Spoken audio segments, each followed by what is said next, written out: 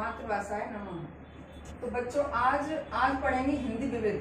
हिंदी विविध जो कि प्रश्न आपके सामने आते हैं कैसे कि आपको पूछा जाता है कि रामायण का कौन सा कांड सबसे बड़ा है, या फिर कौन सा कांड सबसे छोटा है, या रामायण के रचयिता कौन है, रामचरितमानस के रचयिता कौन है, इसकी भाषा कौन सी है, इसमें कितनी चौपाइयां हैं या कितने श्लोक हैं। तो ये सारे क्वेश्चन आते हैं आपके बिल्कुल हिंदी भाषा से अलग। बिल्कुल हिंदी भाषा में ये पूछा जाता है कि आपको व्याकरण है कि वो है रचना है तो इनका आता है, लेकिन इसका आएगा आपको बिल्कुल अलग, जो कि आपको हिंदी से अलग हटके पढ़ना है। जैसे कि आपको चैत्र वैशाख जेठ ये भी पूछे जाते हैं महीनों, कौन सा पहला महीना है हिंदी वर्ष का, या कौन सा अंतिम महीना है, या भाद्रपद से पहले कौन सा आता है, इससे बाद कौन सा आता है, तो ये भी आपको पूछे जाते हैं। तो आज हम इनसे अलग जानकारी, हिंदी से हटकर थोड़ी अलग जानकारी लेंगे, उसे बोलते हैं हिंदी विविध। तो हिंदी विविध में सबसे पहले लेते हैं हम रामचरितमानस के बारे में। तो टॉपिक है हमारा आज का रामचरितमानस। रामचरितमानस। तो कई बच्चों का ये कहना होता है कि रामचरितमानस और रामायण अलग अलग हैं, दोनों टॉपिक दोनों अलग अलग हैं, लेकिन कहा क्या गया है रामायण और रामचरितमानस दोनों अलग अलग हैं। कई बच्चे रामायण आई तो तुलसीदास पर लगा दिया, लेकर पूछा जा रहा है कि रामायण का कौन है, बच्चों ने लगा दिया तुलसीदास, जबकि रामायण के रचयिता है वाल्मीकि और रामचरितमानस के रचयिता है तुलसीदास। तो यहाँ अगर इसका रचयिता पूछे जाते हैं रचयिता, तो वो है रचयिता गोस्वामी तुलसीदास।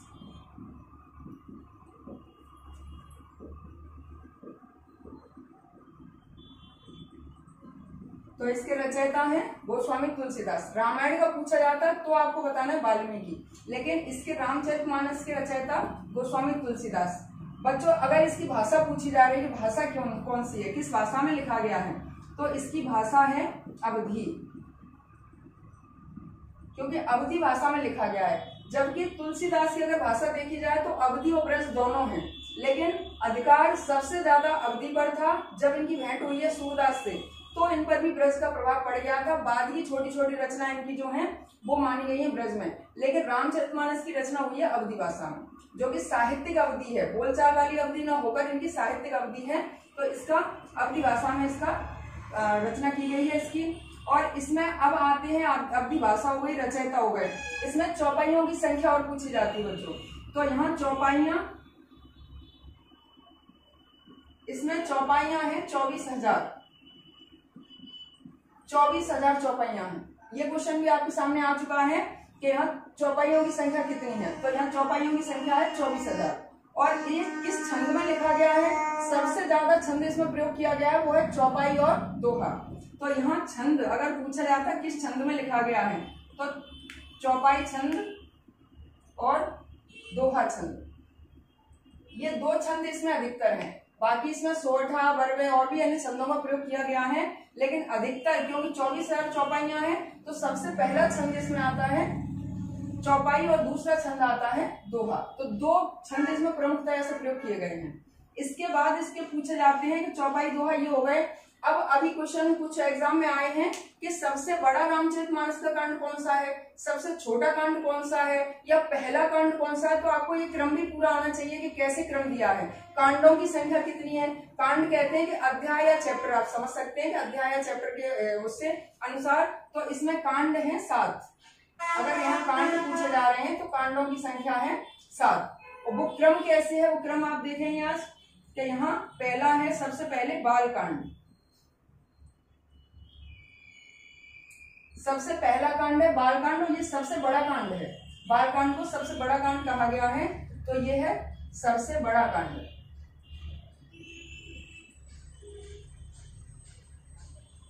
बालकांड सबसे बड़ा है क्योंकि इसमें राम के जन्म की तो कथा है ही है। इससे पहले दशरथ के विवाह, उनका सीता और इनका जन्म, सबके जन्म के बारे में है। इससे पहले भी कथा शुरू हुई है, वो हुई है शिव पार्वती के विवाह से, वहां से लेकर ये कथा चलती है और राम के जन्म तक की पूरी कथा है, बचपन का पूरा वर्णन है। तो ये बालकांड सबसे बड़ा कांड कहलाता है। सबसे ज्यादा जो है दोहे और चौपाई वो बालकांड में है। दूसरे नंबर पे आता है अयोध्या कांड।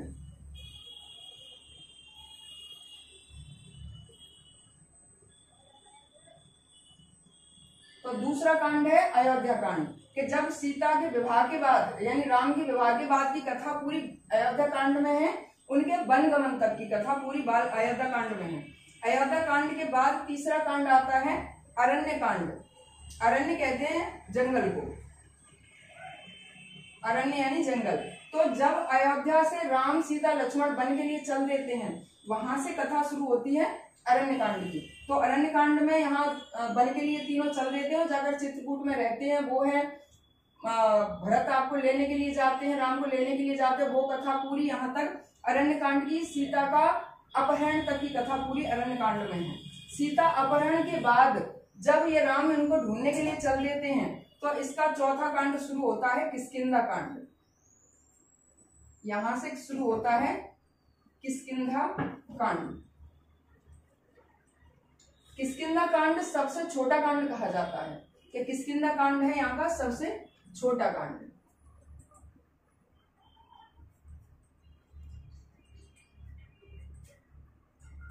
सबसे छोटा कांड क्योंकि इसमें यहाँ किष्किंधा कांड पे पहुंचते ही हनुमान से भेंट होना, सुग्रीव से मित्रता होना, बाली वध होना और यहाँ से सीता को ढूंढने के लिए चल देना, तो ये पूरा किष्किंधा कांड में आता है।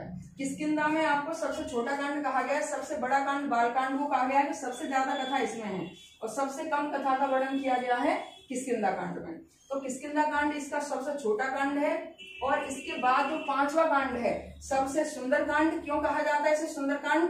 क्योंकि इसमें हनुमान के बल, पौरुष, चरित्र इसका वर्णन पूरे का किया गया है। तो पूरा सुंदर कांड हनुमान के बल और पौरुष पर आधारित है।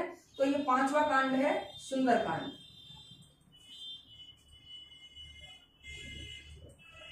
पांचवा कांड सुंदर कांड। सुंदर कांड में हनुमान जब सीता की खोज के लिए जाते हैं, तो वहां सीता की खोज के लिए जाना, उसके बाद जब ये सब पहुंच जाते हैं उसके समुद्र के पास, तो वहां पूछते हैं कि भाई देखते हैं कि कैसे समुद्र के पास जाना चाहिए। सब एक दूसरे को देख रहे हैं वहां। तब जामवंत हनुमान को कहते हैं कि का चुप साध रहा बलवाना। तो वहां सुंदरकांड शुरू होता है वहां से। तो सुंदरकांड में पूरी कथा है आपके हनुमान के बल और पौरुष की, चरित्र की, उनके बल की, पराक्रम की, ये कथा पूरी वर्णन की गई है सुंदरकांड में।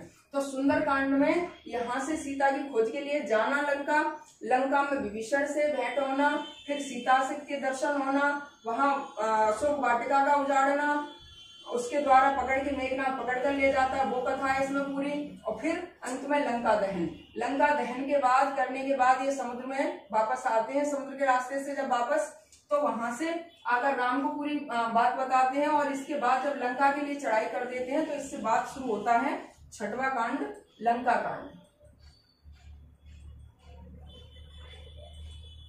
छठवां कांड है लंका कांड। तो लंका कांड में पूरी कथा कौन सी है कि लंका पर चढ़ाई करना, रावण इनका सबका युद्ध होना, युद्ध के बाद विभीषण, जब रावण की मृत्यु हो जाती है उसके बाद विभीषण को राज्य देना, विभीषण का राज्याभिषेक करने के बाद, और ये राम सीता लक्ष्मण सहित अयोध्या के लिए रवाना होना। तो यहाँ तक की कथा पूरी लंका कांड में है।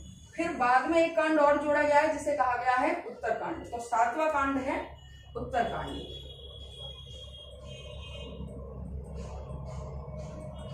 उत्तरकांड की कथा ये बाद में है, जब इसके यहाँ आ जाते हैं उसके बाद सीता का वनवास, लवकुश का जन्म, यानी ये सब लवकुश कांड के नाम से भी जाना जाता है।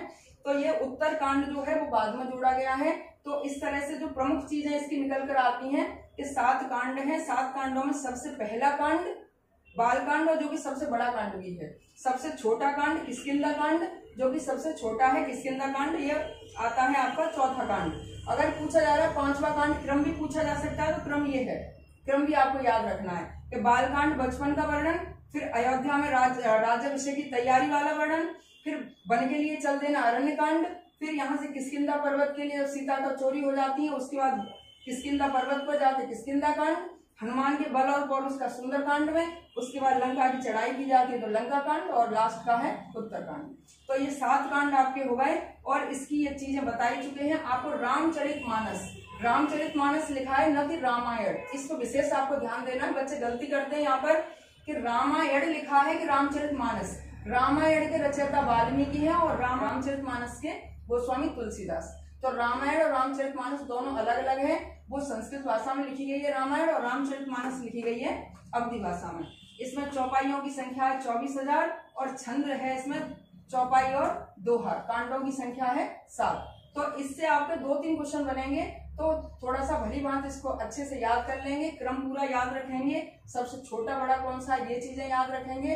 तो ये छोटी सी वीडियो आपके सहयोग के लिए डाली जा रही है बच्चों, क्योंकि पता है कि कोरोना वायरस चल रहा है, इसकी वजह से सारे बच्चे क्लास लेने आ नहीं पा रहे हैं, तो थोड़ा सा सहयोग ये भी, तो वो आपके ऊपर है कि जैसे बच्चों ने सेवला क्षेत्र में मैम को प्रसिद्ध किया है वही आप आगे करेंगे।